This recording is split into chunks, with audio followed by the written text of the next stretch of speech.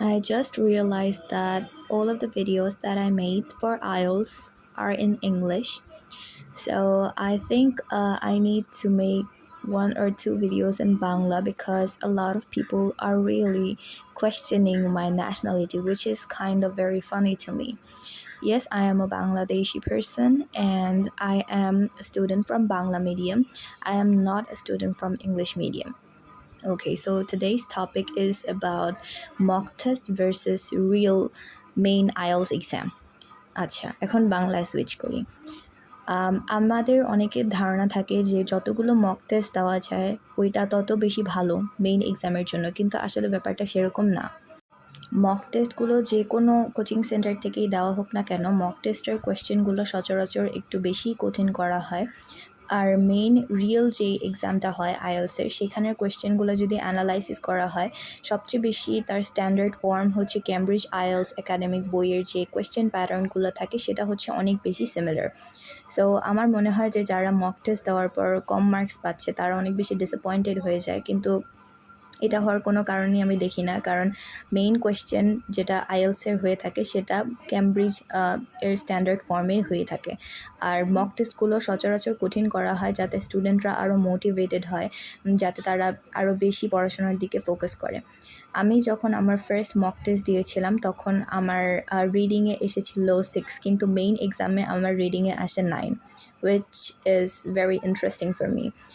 আমার এটা বলতে হবে যে আমি যে এক্সামটা দিয়েছিলাম আমার রিডিং মডিউল প্রায় 19 মিনিট আগে আমার এক্সাম দেওয়া শেষ হয়ে গিয়েছিল, কারণ আমার প্র্যাকটিস করতে করতে কোশ্চেনগুলো এতটা ইজি লেগেছিল আমার কাছে যে আমার বেশি টাইম লাগেনি এটা সলভ করতে। আমি 19 মিনিট আগে শেষ করে বসেছিলাম রিডিং টেস্টে। আর অনেকের কাছে এই মডিউলটা সবচেয়ে বেশি কঠিন লাগে, কিন্তু আমার কাছে আমার সবচেয়ে বেশি স্ট্রং পয়েন্ট ছিল হচ্ছে লিসেনিং আর রিডিং, এই দুইটা। আর আমার যা মনে হয়, রিডিংয়ে মানুষের মেইন প্রবলেমটা হচ্ছে তারা ঠিকমতো স্ট্র্যাটেজিটা জানে না যে কীভাবে কোয়েশ্চেনগুলো সলভ করতে হয়। তারা চায় যে এক একটা ওয়ার্ডের মিনিং তারা যাতে বুঝে, কিন্তু জিনিসটা এরকম না।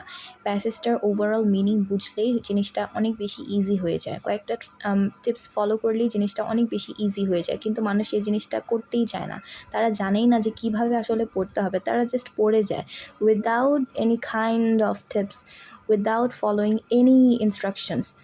তো এই জিনিসটা মাথায় রাখতে হবে যে আসলে আমার কোন দিকে আগাতে হবে। আর এক একজনের পড়াশোনার লেভেলটা এক এক রকম থাকে, এক একজনের স্ট্র্যাটেজি এক এক রকম থাকে। এই জিনিসটাও মাথায় রাখতে হবে। শুধুমাত্র অন্ধভাবে অন্য একজন কিভাবে পড়ছে, তার পড়ার রুটিন কেমন সেটা ফলো করলে তো হবে না। নিজের স্ট্রেংথ কোনটা, উইকনেস কোনটা সেটা বুঝতে হবে।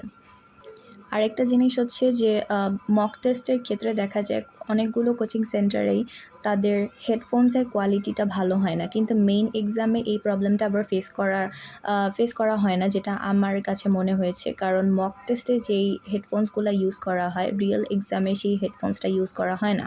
রিয়েল এক্সামের হেডফোনসগুলো অনেক ভালো কোয়ালিটির হয় আর কোনো রকম সমস্যা হয় না, কিন্তু লিসেনিংয়ের সময় সবসময় প্র্যাকটিস করার ক্ষেত্রে একটা হেডফোন ইউজ করা অনেক বেটার, কারণ এভাবে প্র্যাকটিস করতে থাকলে মানুষের আরও অনেক বেশি সুবিধা হয় জিনিসটার প্যাটার্নটা বুঝতে।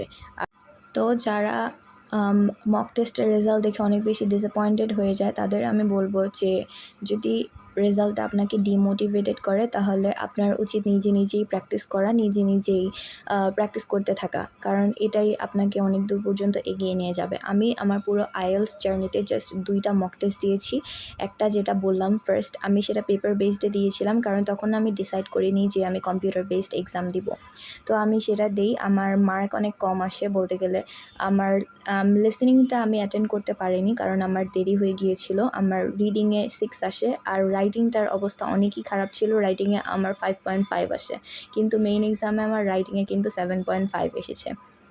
তো এরপর যখন দেখলাম যে আমার এটা অনেক বেশি এফেক্ট করছে, আমার উপর নেগেটিভ এফেক্ট করছে, তো আমি এর জন্য ভাবলাম যে আমি এরপর থেকে আর কোনো এক্সাম দিব না। তারপর থেকে আমি নিজে নিজে প্র্যাকটিস করা স্টার্ট করি আর আলহামদুলিল্লাহ সেটা কাজেও দেয়। আর আমি আরেকটা এক্সাম দিয়েছিলাম, সেটা কম্পিউটার বেসডের সাথে রিয়েল লাইফ এনভায়রনমেন্টটা যেমন হয়, একটা এক্সাম হলের এনভায়রনমেন্ট যেমন হয় সেটার সাথে ইউজ টু হওয়ার জন্য আমি আরেকটা মক টেস্ট দিয়েছিলাম। সেটা আমার যেখানে সেন্টার পড়েছিল, আমি সেখানে গিয়ে এক্সামটা দিয়েছিলাম। আর আমি ওইটার রেজাল্ট নিয়েও তত মাথা ঘামাইনি, কারণ আমি জানতাম যে ওই মার্কসগুলোর উপর বেশি ফোকাস না করে আমার মেইন যেই পড়াটা সেটার দিকে ফোকাস করাটাই আমার জন্য সবচেয়ে বেশি ইম্পর্ট্যান্ট। এর জন্য আমি কখনোই মক টেস্টের রেজাল্ট কত এসেছে বা মার্ক কত এসেছে সেদিকে ফোকাস করিনি।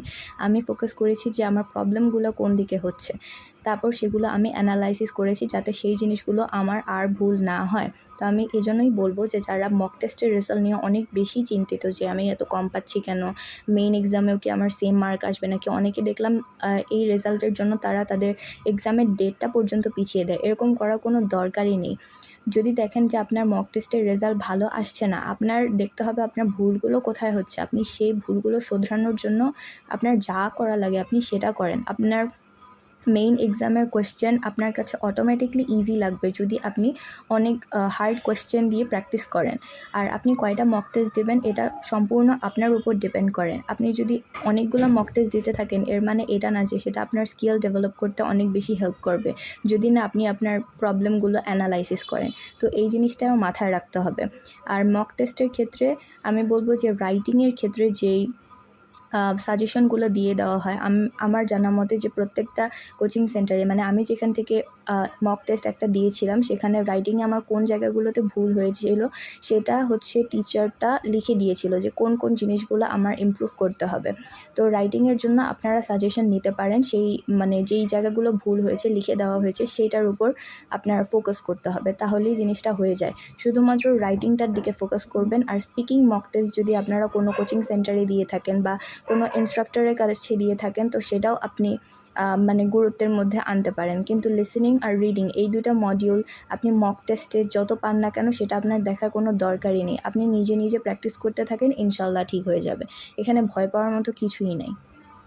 প্র্যাকটিস করতে থাকেন, ইনশাল্লাহ আপনি যেই রেজাল্ট ভাবছেন যে আপনি পাবেন, আপনি তার থেকেও ইনশাল্লাহ বেশি পাবেন। নিজের উপর ভরসা রাখেন, প্র্যাকটিস করে যান।